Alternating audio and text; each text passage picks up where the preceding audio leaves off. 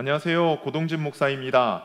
오늘 논현교회 성서대학 신약편에 오신 분들을 환영합니다. 계속해서 우리 신약성서 배경사를 먼저 배우고 있습니다. 먼저 나누고 있습니다. 신약성서 배경사 이번엔 9번째 시간입니다. 마카비 혁명 그리고 대제사장직의 혼란이라는 제목을 가지고 함께 이야기를 나눠보도록 하죠. 우리가 지난 시간까지 보았던 것이 마따디아의 저항운동 그리고 마카비 혁명의 시작, 이것을 보았습니다. 마따디아가 저항운동의 시작이 무엇인지 기억나시죠? 거기에 대해서는 지난 영상을 보시고요. 마따디아가 이 이방 신전, 이방 제사를 드리는 것에 강렬한 반대를 하면서 저항을 하면서 이 운동들이 시작을 되죠. 그리고 그 아들들을 중심으로 해서 저항운동을 시작하게 됩니다. 그것이 바로 혁명으로 발전되게 되고 독립운동으로 발전되게 되고 그것이 예루살렘 성전을 수복하는 일까지 이루어졌다라고 말씀을 드렸습니다. 그래서 수전절이라는 절기가 생겼다라고 말씀을 드렸죠. 지난 시간에 말씀을 드리지 않았는데 이 하누카라는 절기의 이름, 수전절은 한자 그대로 성전을 회복했다라는 절기이고요. 히브리어로 하누카라는 이 절기의 이름은 봉헌했다. 하누카의 뜻은 봉헌하다, 성전을 다시 하나님 앞에 봉헌했다라는 그러한 의미가 되겠습니다. 자, 오늘은 대제사장직의 혼란이라는 제목을 가지고 함께 나누도록 하겠습니다. 마카비가 혁명을 일으킵니다. 그리고 그 혁명 운동을 통해서, 독립운동을 통해서 성전이 회복되게 됩니다. 그런데 그것도 잠시이지요.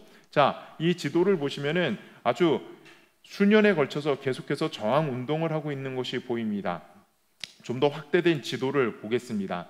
자, 이 빨간색 라인들 그리고 보라색 라인들, 여러 가지 화살표들이 어떠한 것들을 보이고 있냐면은 셀류쿠스 왕조, 즉 안티오쿠스 4세와 함께 전쟁을 벌이고 있는, 도망가기도 하고 또 밀어붙이기도 하고 그런 전쟁을 벌이고 있는 것을 표시해 놓았습니다. 164년 BC 164년에 드디어 예루살렘 성을 수복을 합니다.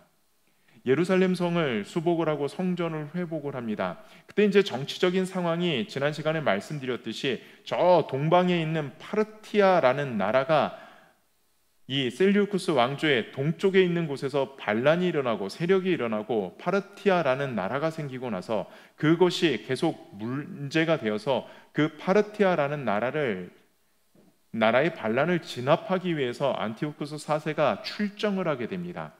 그곳이 먼저이기 때문에 이쪽이 약간 이 팔레스타인 지역이, 이 레반트 지역이 약간 공백기가 있었죠.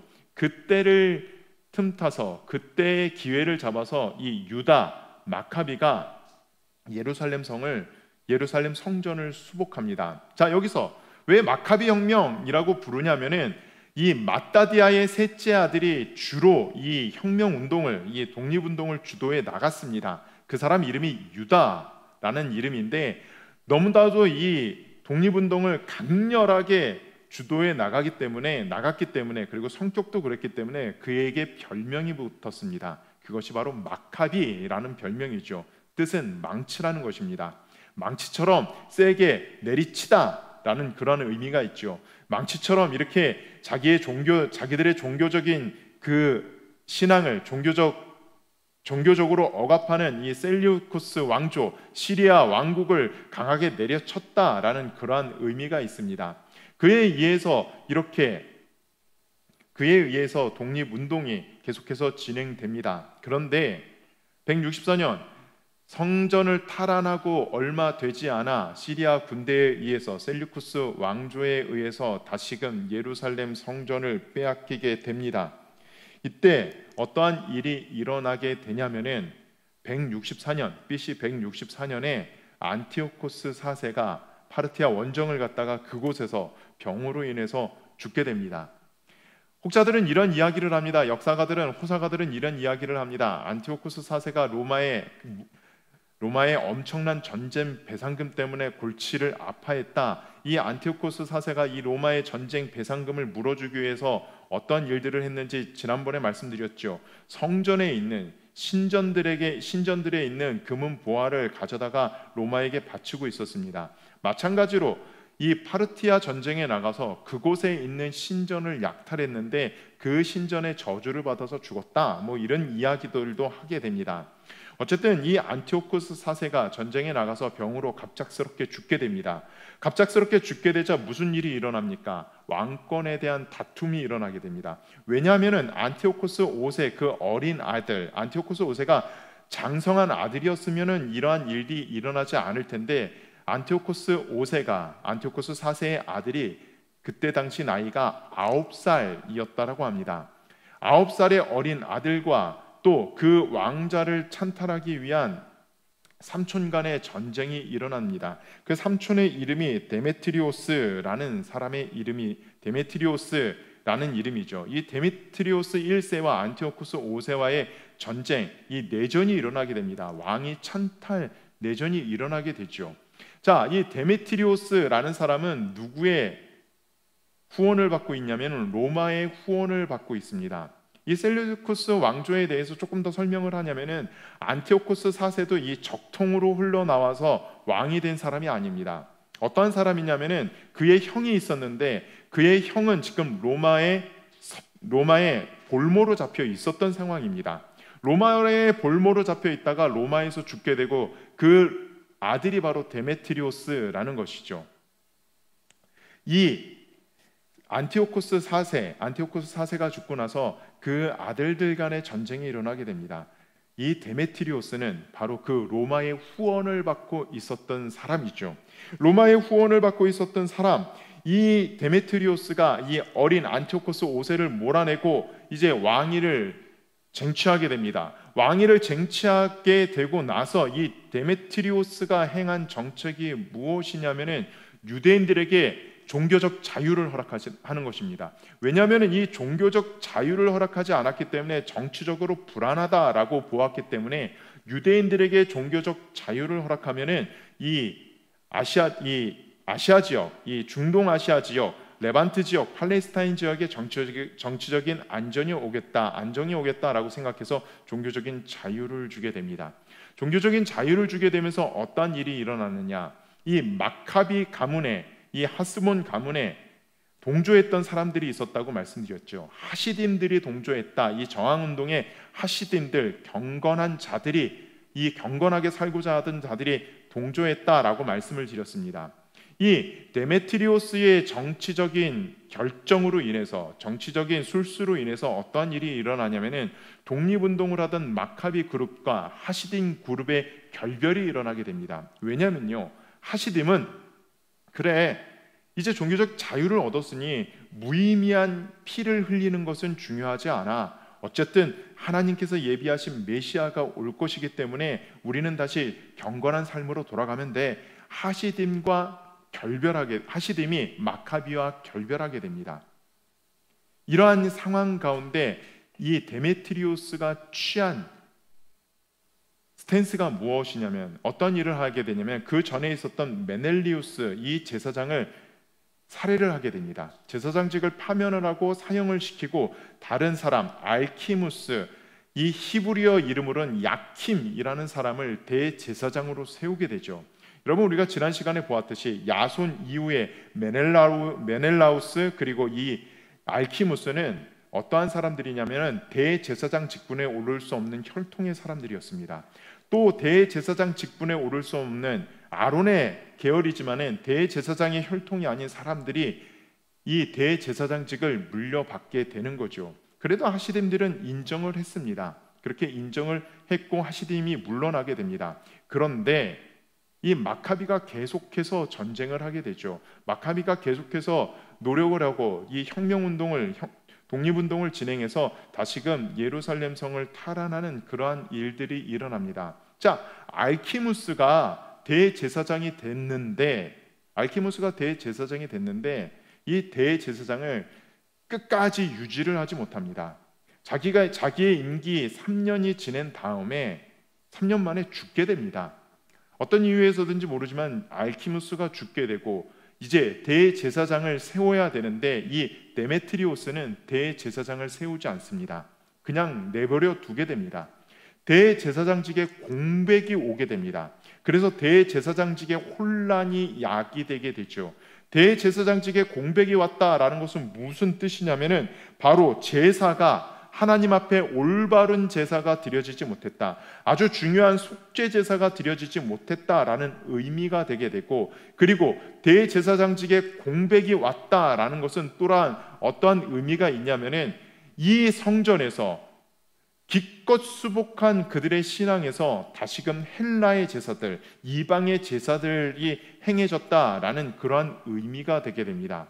그래서 이 제사장직에 혼란이 오게 됩니다. 그리고 또 하나, 이 알키무스가 데메트리오스에 의해서 알키무스가 제사장이 되면서 어떠한 일들이 일어나게 되면, 지난번에 야손을 통해서 보았듯이 메넬리우스를 통해서 보았듯이 헬라파 사람들이 득세를 하게 됩니다.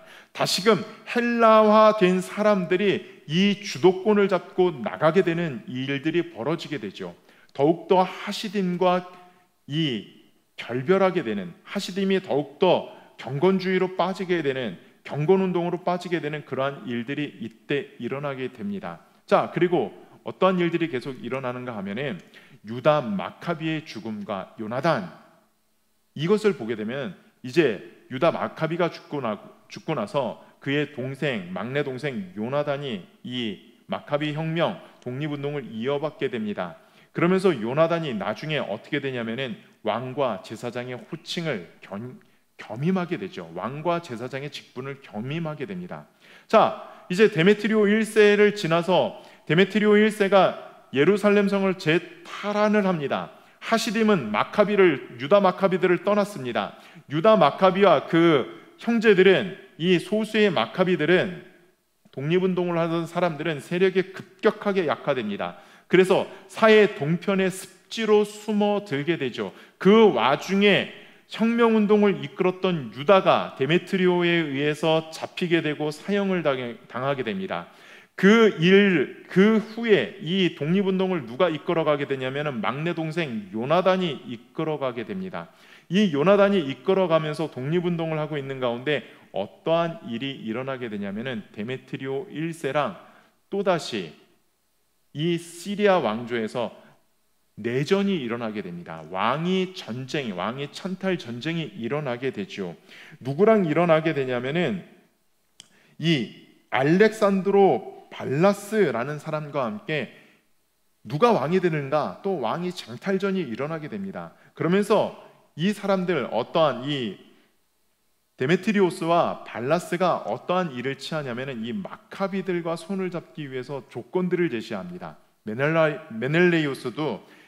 데메트리오스도 야, 우리 편에 오면은 내가 너의 자유를 보장해주고, 종교적인 자유를 보장해주고, 정치적인 이득을 줄 거야. 발라스도 아니야, 너희 이렇게 내 편에 가담하면 내가 너희들에게 이런 이득을 줄 거야 라고 요청을 했습니다. 여러분, 요나단이 누구의 편에 서게 되냐면은 바로 발라스의 편에 서게 되고, 그 마카비의 힘을 얻은 발라스가 데메트리오스를 이기게 되고 데메트리오스는 죽임을 당하게 됩니다. 그리고 나서 이제 어느 정도의 안정을 이 시리아 지역, 그리고 이 남부 시리아 지역, 이스라엘 지역, 팔레스타인 지역의 안정을 확보하게 되고, 이 요나단에 의해서 어느 정도 자치권을 확립하게 되는 시기가 오게 됩니다. 그때 무슨 일이 일어나냐면은 발라스에 의해서 요나단이 왕이라는 호칭을 얻게 되고 대제사장의 직분까지 얻게 되는 그러한 일들이 일어나게 됩니다. 왕이며 제사장입니다. 여러분, 왕과 제사장 같이 겸할 수 있는 사람은 바로 메시아밖에 없죠. 그런데 이 사람의 큰 문제점이 있습니다. 큰 약점이 있습니다. 바로 혈통의 문제점이 있죠. 자, 제가 이렇게 그려놓은 이 가계도를 보시게 되면, 약식으로 그려놓은 가계도를 보시게 되면은 여러분, 대제사장은 누구의 혈통을 따라서 와야 되냐면은 아론과 그 아론의 아들 엘리아살, 그리고 비느하스, 그 계열을 따라서 와야 됩니다. 사독의 계열을 따라서 제사장 직분들이 이어져 대제사장 직분이 이어져야 됩니다. 그런데 이 마따디아는 어디 계열에 속하냐면은 아론의 계열이긴 하지만은 대제사장의 계열이 아닙니다. 바로 여호야립. 역대상 24장 7절에 보면은 여호야립, 제사장들 그룹 가운데 첫 번째 그룹의 우두머리인 이 여호야립의 자손이 바로 마따디아입니다. 우리 개신교에서 읽고 있지는 않지만은 이 공동 번역 성경이라는 성경에 보면은 마카비상, 마카비하라는 외경이 포함되어 있습니다. 마카비상 2장 1절에 보면은 마따디아의 족보가 나오는데 마따디아가 바로 이 여호야립의 자손이다라고 이야기를 합니다. 즉 이 요나단은 대제사장의 혈통이 아니라는 것이죠. 그리고 왕은 언약대로, 다윗의 언약대로 누구에게서만 와야 됩니까? 바로 다윗 혈통으로만 왕이 와야 됩니다. 전혀 혈통적인 기반이 없는 것이죠.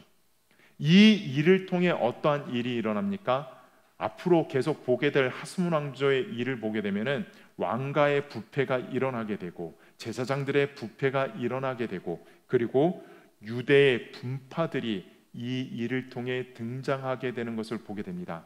왜 이렇게 신약성서 배경사 특히 이 마카비 혁명에 대해서 다루냐면은 예수님 시대에 오면은요 치열하게 싸우는 그룹들이 있습니다.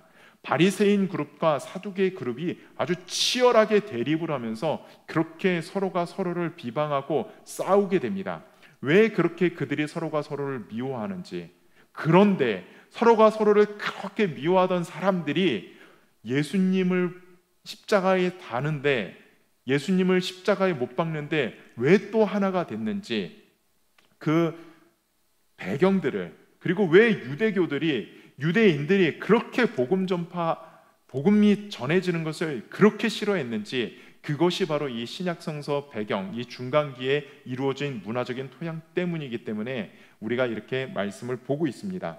자, 오늘은 여기까지 하겠습니다. 이제는 이 시대가 지나가고 나서 다음 시간에는 하스몬 왕조를 통해서 어떠한 일들이 일어났는지 그리고 예수님이 오시는 그 때가 어떻게 차가고 있는지 우리 함께 나누도록 하겠습니다. 감사합니다.